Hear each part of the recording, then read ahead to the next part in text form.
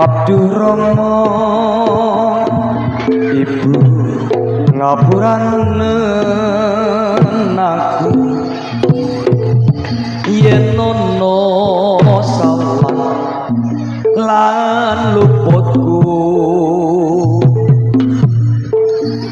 tak rumangsani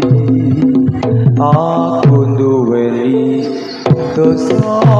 nganti saiki isih rasa ning dada